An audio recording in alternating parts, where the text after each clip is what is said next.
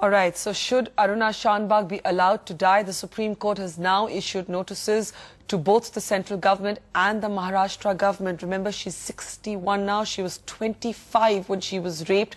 And from 25 to 61, this is how she has lived, with the mental age of a 3-month-old, unable effectively to live. Let's get straight into our debate this evening. We're asking if the right to die should be as sacred as the right to life. Let me start with Bachi Karkaria joining us from Mumbai tonight. Bachi, now in Pinky Virani's foreword to her book, we all know that you were her editor, encouraging her to write that story. But this is so much more than a story. In fact, it's so disturbing that perhaps it's painful almost to revisit it. Now this case is in the Supreme Court. If you had to tell our viewers why Aruna should be allowed to die, what would you say? Barkha, it's absolutely apparent as to why we shouldn't be doing legal quibbling in this case, because I have followed Aruna's story before Pinky's book was written. In fact, we did an article in the Sunday Review, and as a result of that, Pinky decided that she would write the whole book. Now, Aruna has been lying in this state. It's not even vegetative, it's subhuman. You know, the tragedy of this woman is that the only thing that she can feel is pain. She can't see or hear, and as you heard, she can't do pretty much anything else. Her nails grow deep into her palms because her body is twisted. When her nails have to be cut, she screams in agony. I mean, how can somebody like this continue to live like this? It's really sad that the only justice for Aruna is the justice to be let to die, and to die with, I don't even want to use the word dignity, because that's not a word that's been anywhere in her parameter for the last 36 years.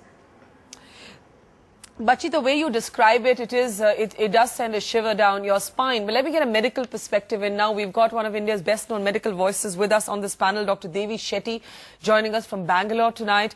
Dr. Shetty, your take. You hear the painful story of this woman who can only feel pain. She can't feel anything else. Do you believe that we should now allow her to die?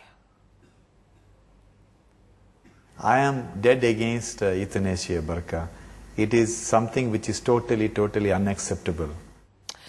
Okay, that is euthanasia in general or as a principle. But, sir, when you look at the story of Aruna Shanbaug, who, like I said, from the age of 25 to 61, has lived like a vegetable. There's nobody with her. She was engaged to be married once, ironically, to a doctor. How long could he live like that? He's married to somebody else. The ward boy who raped her is out free. He has a normal life. I mean, even in these circumstances, how do you say that Aruna Shanbaug's life is worth it?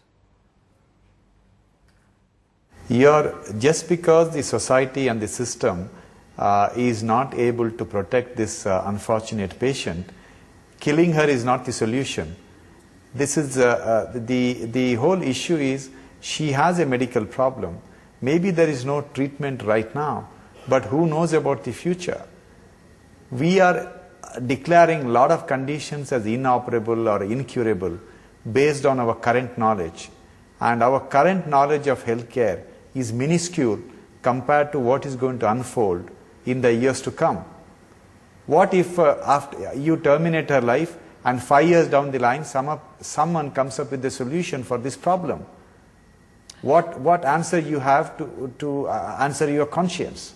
Okay, that's that what if that I think anyone who has seen somebody they love be ill grapples with. Bachi Karkaria, how do you deal with the what if?